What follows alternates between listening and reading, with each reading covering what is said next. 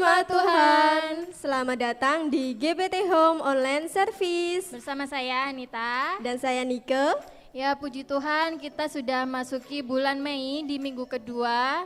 Kita juga tetap mengingatkan untuk seluruh jemaat untuk tetap mematuhi protokol kesehatan yang dianjurkan pemerintah. Dan apabila kita sedang dalam keadaan yang tidak fit, lebih baik untuk stay at home. Jika terpapar, bisa mengisolasi diri. Ya, kami akan menyampaikan beberapa informasi mengenai GBT Home. Ibadah onsite akan dilaksanakan 2 sesi. Sesi pertama setengah 7 pagi dan sesi kedua setengah 9 pagi. Dan ibadah online akan ditayangkan melalui YouTube channel kami di GBT Home setiap hari Minggu. Apabila Anda terberkati oleh pelayanan kami, Anda dapat membagikan channel YouTube kami. Juga jangan lupa klik like and subscribe. Sampai jumpa, selamat beribadah bersama kami. Tuhan Yesus memberkati.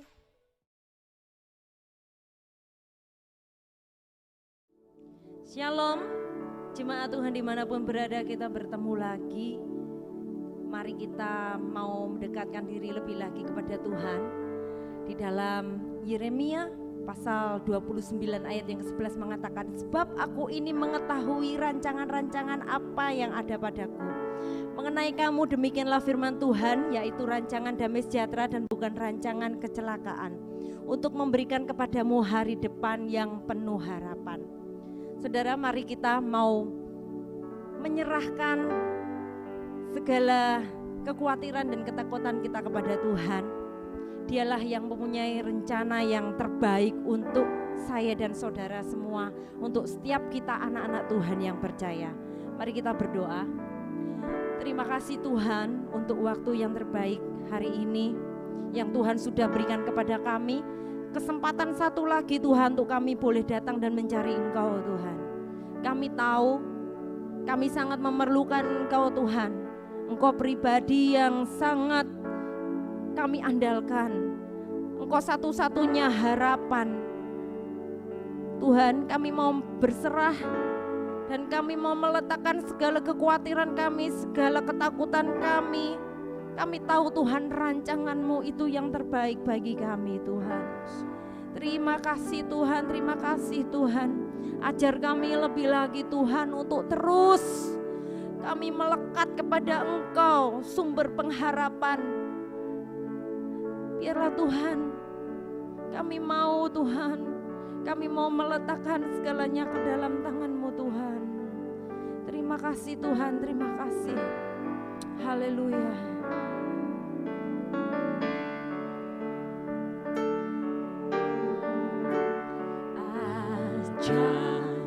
Ku mengerti segala rencana-Mu,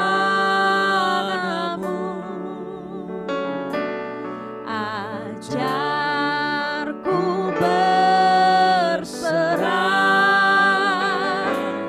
hanya padamu.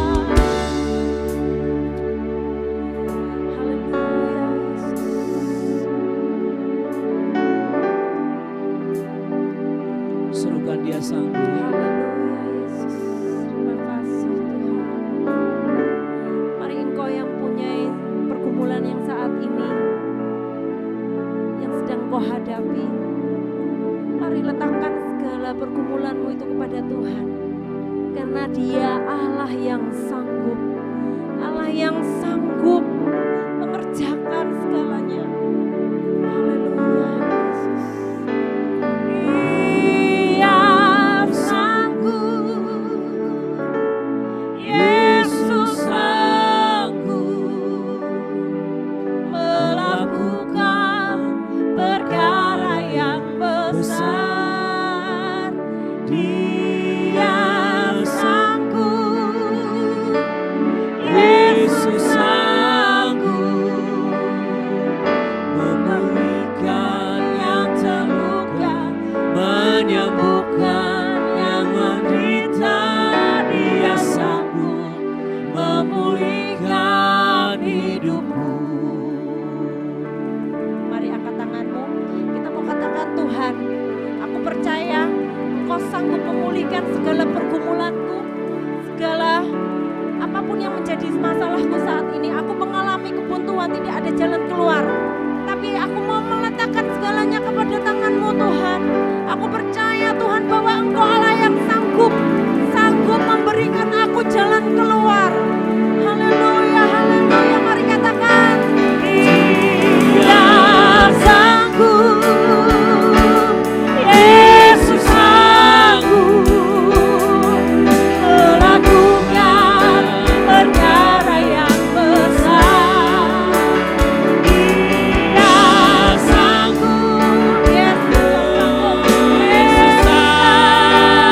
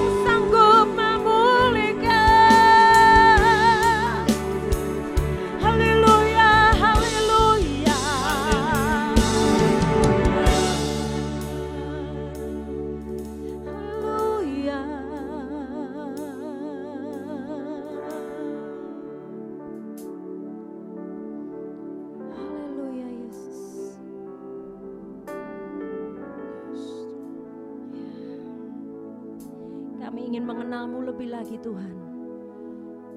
Kami haus dan lapar untuk mengenal-Mu secara pribadi Tuhan. Engkau Yesus, Engkau Yesus. Kami mau mengenal-Mu lebih lagi Tuhan di dalam hidup kami Tuhan. Haleluya Yesus, terima kasih Tuhan, terima kasih, terima kasih.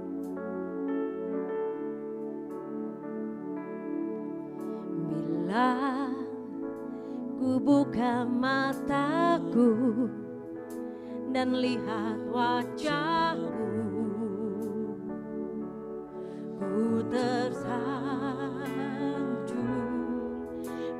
Bila ku lihat hidupku dan karya tangan-Mu,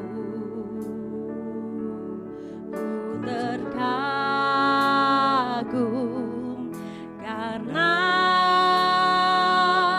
semua yang baik dalam hidupku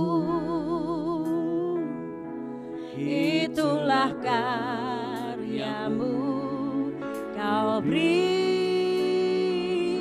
kesempatan yang baru dan ku ingin mengenal-Mu Tuhan lebih dalam dari semua yang ku kenal. Tiada kasih yang melebihi-Mu. Ku ada untuk mencari penyembah-Mu dan ku ingin mengenal-Mu Tuhan lebih dalam dari semua yang ku kenal. Tiada kasih yang melebihi-Mu. Ku ada untuk menjadi penyembah-Mu. Ku ada untuk menjadi penyembah-Mu. Ku ada untuk menjadi, ku ada untuk menjadi, ku ada untuk menjadi penyembah-Mu.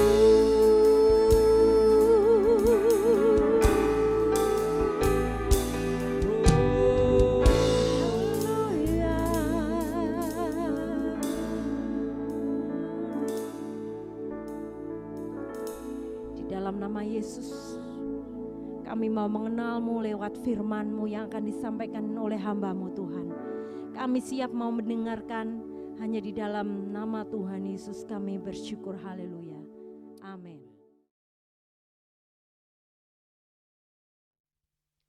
Salam jemaat Tuhan yang dikasihi dimanapun saudara saat ini berada menyaksikan ibadah online kami. Selamat datang, selamat beribadah bersama dengan kami. Di minggu ini saya ingin kembali membahas mengenai jemaat Smyrna dalam Wahyu pasal 2 ayat 8 sampai 11. Beberapa waktu yang lalu saudara-saudara saya membagikan kepada saudara mengenai jemaat Smyrna, yaitu salah satu dari 7 jemaat yang ada di surat Rasul Yohanes kepada jemaat yang di Smyrna, yaitu di kitab Wahyu. Saudara saya dikasih Tuhan, jika saudara memperhatikan dengan baik bahwa latar belakang penulisan surat ini itu sangat penting untuk kita perhatikan. Di waktu, di masa di mana surat ini ditulis, saudara-saudara, tidak sama dengan makna yang tertulis, yang tercantum di dalam surat yang ditulis oleh Rasul Yohanes kepada jemaat Smyrna. Saudara-saudara perlu ketahui bahwa supaya Rasul Yohanes bisa menulis surat ini dan surat ini lolos keluar, saudara-saudara, diterima oleh jemaat di Smyrna, maka Rasul Yohanes perlu menggunakan semacam kode-kode rahasia. Maka dari itu surat Wahyu, saudara-saudara, memang agak sulit kita pahami, saudara-saudara, karena kita cenderung memakai pengertian yang kita terima, yang kita dapat, yang kita lihat pada zaman di mana kita hidup hari ini. Makanya begitu kita sesuaikan isinya tabrak-tabrakan. Tapi saudara-saudara dengan kita mempelajari sejarah, karena saya percaya bahwa sejarah itu bersesuaian dengan firman Tuhan. Jadi firman Tuhan tidak melenceng dari sejarah, karena firman Tuhan itu adalah nubuatan yang tergenapi dalam sejarah. Katakan amin. Dan saudara-saudara, khusus untuk jemaat Smyrna, saya membalik saudara-saudara karena ada 6 jemaat yang lain, Efesus, Philadelphia, Laodikia, Tiatira, saudara-saudara Pergamus, Laodikia, saudara-saudara, saya mulai dengan jemaat Smyrna terlebih dahulu karena jemaat ini istimewa. Ini adalah salah satu dari contoh jemaat, contoh gereja yang ada. Sampai dengan hari ini ada gereja-gereja yang teraniaya dan Smyrna adalah satu contoh jemaat yang teraniaya. Nah, saudara-saudara yang dikasihi Tuhan, yang lalu saya membagikan kepada saudara bagaimana mereka mengalami tribulasi, kesusahan. Saudara-saudara, ketika surat ini ditulis saudara-saudara di dalam Wahyu pasal 2 ayat 9, saudara-saudara, ditulis oleh Rasul Yohanes seperti ini. Tuhan memberi wahyu kepada Rasul Yohanes, maksud saya. Aku tahu kesusahanmu dan kemiskinanmu, namun engkau kaya. Perhatikan, aku tahu kesusahanmu dan kemiskinanmu, namun engkau kaya. Saudara-saudara dikasihi Tuhan, kita harus hati-hati memahami kata kesusahan dan kemiskinan. Karena yang dimaksudkan oleh Tuhan Yesus melalui Rasul Yohanes kepada jemaat di Smyrna itu berbeda dengan yang saudara dan saya pahami. Kata kesusahan itu ditulis dengan kata pilis, saudara-saudara. Pilipsis, waduh agak susah saudara-saudara lidah saya, saudara. Bahasa Yunani itu kata susah itu saudara-saudara itu kesusahan yang sangat sukar. Dan dalam terjemahan bahasa Inggrisnya saudara-saudara dipakai kata tribulation. Jadi mereka mengalami kesusahan di mana penderitaan badani itu hanya sebuah penderitaan yang mengawali penderitaan-penderitaan yang lain.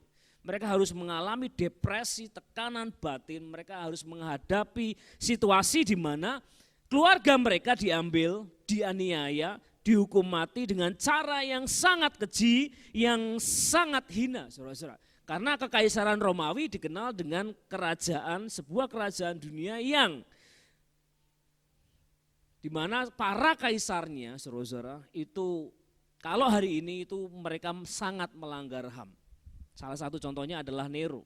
Dan kaisar yang ada pada waktu jemaat Smyrna ini adalah Kaisar Tiberius. Saudara perhatikan, awal penderitaan jemaat di Smyrna adalah ketika patung Tiberius didirikan.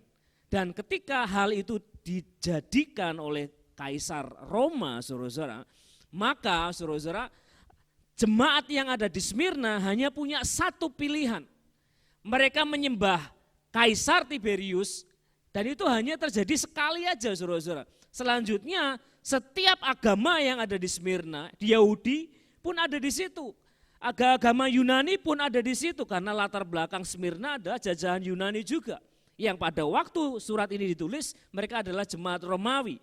Maka dewa-dewa Romawi ada, dewa-dewa orang Yunani ada, dewa-dewa orang Timur Tengah ada, dan orang Yahudi juga ada, orang Kristen juga ada, dan mereka punya pilihan saudara-saudara, nyembah Kaisar Tiberius 1 hari saja, 1 waktu saja, setelah itu mereka boleh balik ke agama mereka masing-masing.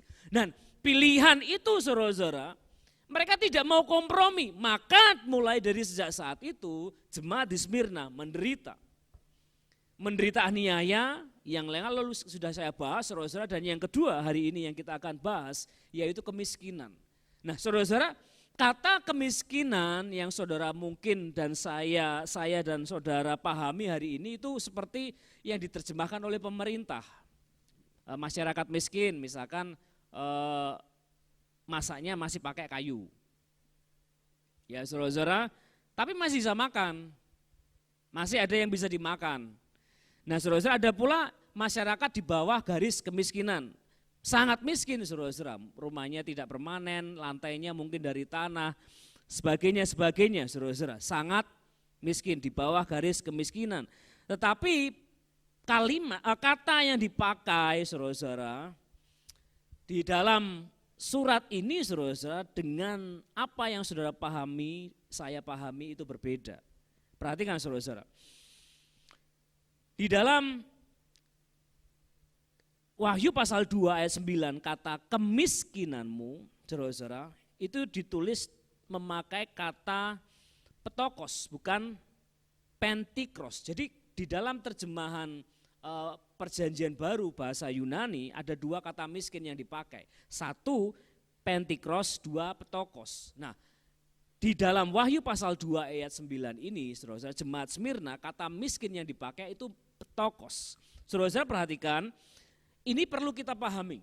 Kenapa saudara-saudara? Karena dari situ kita bisa mengerti, melihat gambaran betapa sengsaranya jemaat yang di Smyrna.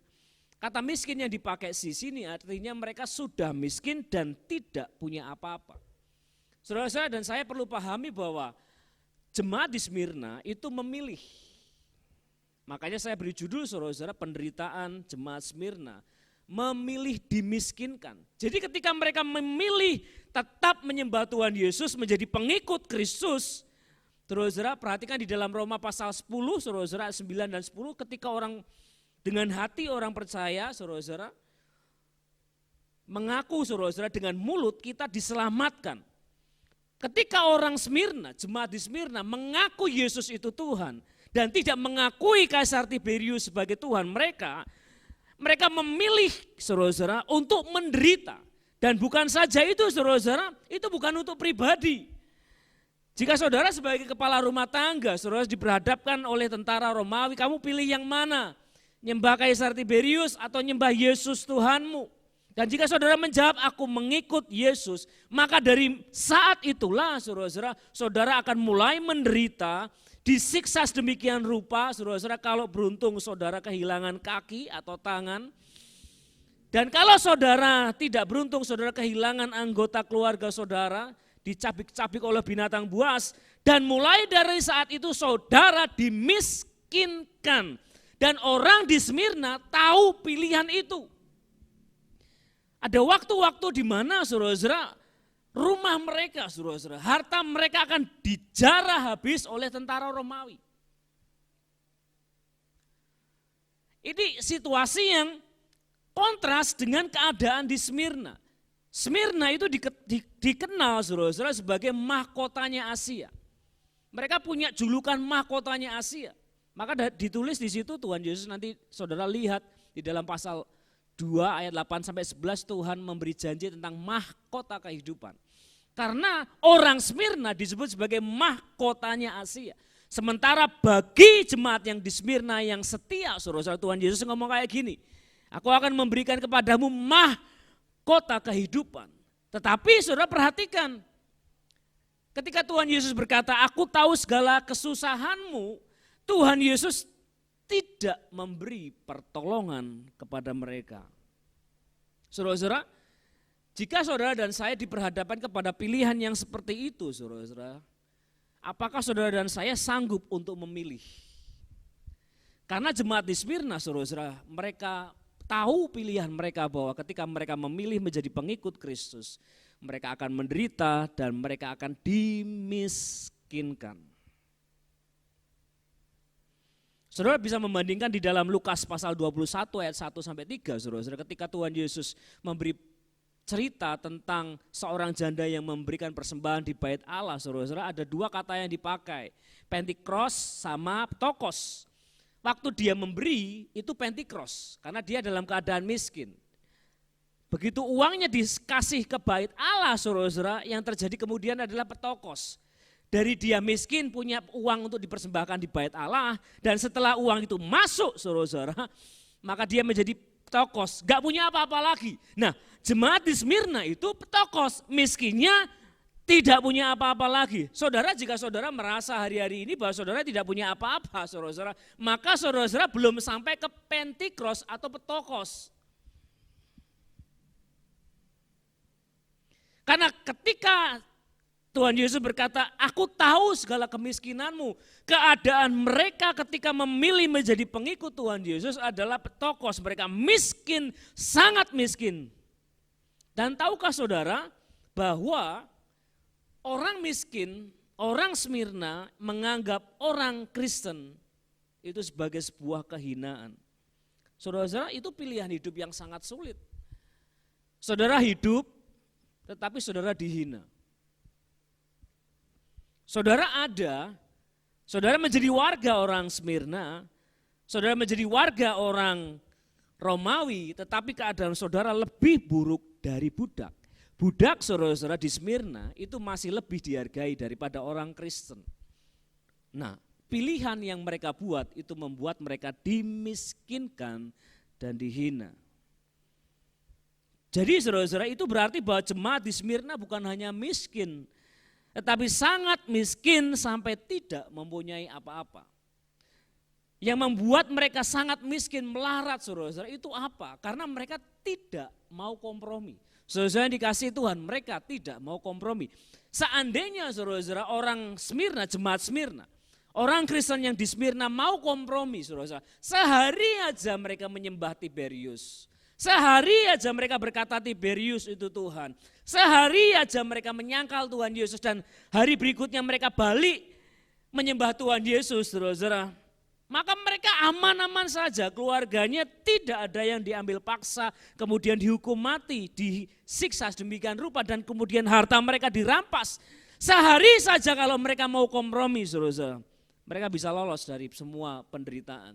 Tetapi jemaat di Smyrna, maka dari itu Tuhan Yesus berkata kepada jemaat di Smyrna, aku tahu segala kesusahanmu, kemiskinanmu, namun engkau kaya. Katakan amin. Saudara-saudara, banyak orang di dunia memiliki harta. Tetapi Tuhan Yesus berkali-kali, saudara-saudara, membuat pernyataan yang sangat jelas. Harta di dunia, saudara-saudara, itu dimakan ngengat. Tetapi harta di sorga tidak. Jika saudara memiliki harta di dunia, tetapi saudara tidak memiliki harta di sorga, maka betapa malangnya saudara. Karena Yesus akan berkata kepada saudara, engkau kaya, tetapi engkau miskin. Sebaliknya kepada jemaat di Smyrna, ketika mereka memilih menjadi pengikut Yesus, karena Kristen itu pengikut Yesus, menjadi serupa dengan Kristus, mengambil keserupaan dengan Kristus, saudara-saudara. Ketika itu terjadi, ketika itu dipilih, saudara-saudara, ketika iman dan anugerah bertemu, saudara-saudara, kadang-kadang, saudara-saudara, tidak ada mujizat di situ.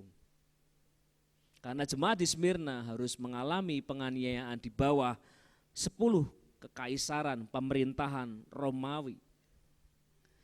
Tidak hanya Tiberius, tetapi kaisar-kaisar setelah Tiberius, mereka tetap dalam kondisi yang tidak berubah. Saudara-saudara yang dikasihi Tuhan, mari kita mencoba merefleksikan pembacaan kita, renungan kita hari ini, saudara-saudara. Khusus untuk hari ini. Jika saudara dan saya berulang kali berkompromi dengan dunia, saudara coba pikirkan kembali, apakah saya layak masuk ke dalam kerajaan sorga? Karena jemaat di Smyrna, saudara-saudara, mereka memilih untuk sama sekali tidak berkompromi. Bahkan dalam satu waktu pun mereka tidak kompromi. Saudara-saudara, jika saudara melihat dan saudara mungkin merasakan, pernah ada dalam proses di mana saudara tidak memiliki apa-apa, saudara-saudara, dan saudara merasa sangat sengsara. Mari kita coba refleksikan kembali. Barangkali itu lebih baik daripada kita miskin di hadapan Allah. Karena saudara-saudara, keadaan hati saudara-saudara itu bisa sangat jauh berbeda dengan keadaan yang kita miliki. Dengan apa yang saudara miliki, saudara bisa menjadi kaya di sorga. Dengan apa yang saudara miliki, sebaliknya saudara menjadi miskin di hadapan Allah. Saudara-saudara, William Hendriksen nulis seperti ini, saudara-saudara. Orang-orang ini sering dikeluarkan dari pekerjaan sebagai akibat dari pertobatan mereka. Jadi kalau ada orang Kristen baru bertobat, saudara-saudara, otomatis. Jadi saudara-saudara, misalkan ada orang warga asli, warga Yunani, saudara-saudara, warga Smyrna yang bertobat, saudara-saudara, mereka otomatis dimiskinkan. Dan pertobatan terus-menerus terjadi ketika justru mereka menderita. Saudara membayangkan bahwa pertobatan kok bisa terjadi. Sementara hari-hari ini saudara-saudara banyak Injil murahan saudara-saudara yang dibagikan. Datang ke Tuhan Yesus supaya engkau kaya? Apakah Tuhan Yesus menjadi jalan keluar bagi kita supaya kita jadi kaya? Itu harus kita jawab sendiri, saudara-saudara. Karena Tuhan Yesus tidak menawarkan saudara menjadi kaya. Tuhan Yesus menawarkan kepada saudara kerajaan Allah yang tidak tergoncangkan. Dan ketika saudara dan saya memilih untuk menjadi pengikut Kristus, maka kita harus siap dengan segala konsekuensi yang sudah kita tetapkan hari ini. Saudara-saudara, jemaat di Smyrna, saudara-saudara, itu tipe gereja, saudara-saudara, yang tanpa kompromi. Untuk itulah, saudara-saudara, jemaat Smyrna adalah satu-satunya jemaat di antara 7 jemaat yang ada di kitab Wahyu yang mereka, saudara-saudara, mendapatkan pujian. Jemaat lain juga mendapatkan pujian, tetapi ada kritik yang disampaikan Tuhan kepada mereka. Saudara-saudara, kita ingat nasihat Rasul Yohanes di dalam 1 Yohanes pasal 2 ayat 15 dan 16. Janganlah mencintai dunia ini atau hal-hal yang ada di dalam dunia. Jika seseorang mencintai dunia, kasih Bapa, perhatikan saudara-saudara, kasih Bapa tidak ada di dalam dia.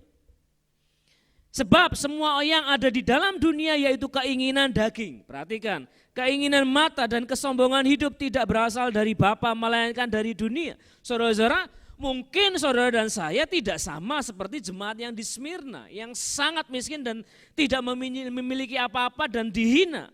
Tetapi kita bisa saja hari ini saudara-saudara melenceng dari iman kita. Dengan apa saudara-saudara? Kita mencoba untuk bertransaksi dengan dunia. Kita mencoba berkompromi dengan dunia. Untuk apa? Untuk mendapatkan penghargaan. Saudara-saudara, saudara tidak akan heran jika ada sebuah pertemuan kecil atau pertemuan besar di mana ada orang-orang tertentu yang memakai perhiasan berlebihan. Kenapa mereka melakukan itu? Iya, itu kan hak-hak mereka, saudara-saudara. Iya, benar, saudara-saudara. Tapi kenapa mereka melakukan itu? Itu pertanyaan yang kita juga harus sadari. Kita jawabannya juga tahu, karena kita menginginkan penghargaan. Apakah dengan apa yang saudara miliki orang akan menghargai saudara? Oh, belum tentu juga. Karena dengan apa yang saudara miliki orang juga bisa ngomong banyak, saudara-saudara, menggosip tentang saudara. Apalagi berita yang lalu, saudara-saudara, bagaimana babi ngepet, saudara-saudara, membuat geger warga di Depok, saudara-saudara. Saudara-saudara, perhatikan, saudara-saudara, ketika saudara mencoba berkompromi dengan dunia untuk mendapatkan penghargaan dari dunia, disitulah kasih Bapa mulai hilang. Wow. Jadi saudara-saudara, kita harus hati-hati. Ada hal-hal yang terlalu kecil, saudara-saudara, yang kadang-kadang kita enggak terasa. Saat saudara bepergian, saudara-saudara, kadang-kadang kita merasa minder karena kita mungkin tidak seperti teman-teman kita yang lain, saudara-saudara kita yang lain. Mungkin ada arisan keluarga, pertemuan keluarga, sementara keluarga-keluarga yang lain, saudara-saudara, itu saudara lihat lebih kaya. Dan kadang-kadang kita minder. Hei, saudara-saudara yang dikasihi Tuhan, saudara adalah miliknya Tuhan. Saudara tidak perlu minder dengan apa yang saudara miliki dan yang saudara tidak miliki. Karena jati diri saudara yang ada di dalam hati kita, itu yang Tuhan lihat. Dan itu yang Tuhan lihat di jemaat Smyrna. Engkau miskin tetapi engkau kaya. Saudara-saudara, jangan takut dengan apa yang saudara miliki dan apa yang saudara tidak miliki, itu bukan urusan kita, saudara-saudara. Karena kita, saudara-saudara, tidak sedang mencari, saudara-saudara, berusaha mendapatkan penghargaan dunia. Kalau saudara berusaha untuk mendapatkan penghargaan dunia, maka saudara-saudara, saudara sedang mulai kehilangan memperdagangkan kasihnya Bapa dalam hidup saudara. Karena begitu besar kasih Bapa akan dunia ini, maka ia memberikan, saudara-saudara, karena Tuhan mengasihi saudara yang ada di dalam dunia yang jahat ini, Tuhan memberikan anaknya Tuhan Yesus buat saudara. Sementara saudara yang sudah diselamatkan, saudara justru menjual Tuhan Yesus untuk mendapatkan penghargaan dunia. Bukankah itu terbalik, saudara-saudara? Bukankah itu hidup yang sia-sia? Bagaimana banyak orang, saudara-saudara, kelihatannya kaya, tetapi sesungguhnya hati mereka miskin. Kenapa? Mencoba mendapatkan penghargaan dunia. Mencoba bertransaksi dengan dunia. keinginan mata, keinginan daging, keangkuhan hidup. Itu tidak berasal dari Bapa, itu dari dunia. Yang saudara perlu tahu bahwa Bapa sangat mengasihi saudara, titik. Bukan karena apa yang saudara dan saya punya. Karena yang Tuhan Yesus itu lihat itu imanmu, keputusanmu mengikut Tuhan Yesus. Itu yang paling penting dan itulah yang menjadikan saudara dan saya kaya. Katakan amin. Saudara dikasih Tuhan. Jika saudara mencoba untuk menenteng sesuatu, saudara, menjadi kaya itu tidak salah, saudara. Memiliki banyak benda, banyak hal itu tidak salah. Saudara menjadi kaya, diberkati, supaya saudara menjadi berkat bagi orang lain. Tetapi jika, perhatikan saudara-saudara, jika saudara mulai mengejar dunia, maka saudara sudah mulai jatuh miskin dari sejak saat itu. Jangan bersusah payah saudara-saudara untuk mengejar penghargaan dunia. Semua itu semu saudara-saudara. Yang nyata adalah kasihnya Bapa, katakan amin. Jadi jangan putus asa saudara-saudara dengan keadaanmu hari ini. Jika saudara tidak dihargai, saudara tidak dihina, jangan khawatir. Bapa melihat hatimu. Bapa akan berkata kepadamu bahwa aku tahu segala kesusahanmu, namun engkau bahagia di sorga kelak. Katakan amin. Mari kita bersama-sama berdoa. Bapa kami yang di sorga, kami mengucap syukur karena kasih-Mu yang demikian hebat atas hidup kami. Tuhan ampuni kami jika seringkali kami berkompromi dengan dunia, mencoba mencari penghargaan di dunia. Kami mencoba mencari penghargaan di dunia.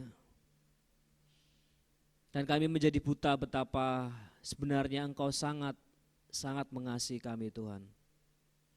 Biarlah jemaat yang di Smyrna itu menjadi contoh teladan bagi kami semua. Bahwa meskipun keadaan mereka demikian susah, demikian miskin, tetapi mereka kaya di hadapan-Mu ya Bapa. Biarlah sepanjang sisa hidup kami Tuhan, kami menjadi orang yang Engkau akan berkata, "Nak, Engkau kaya bagiku." Tuhan Roh Kudus menolong kami semua untuk kami bisa berjuang Tuhan.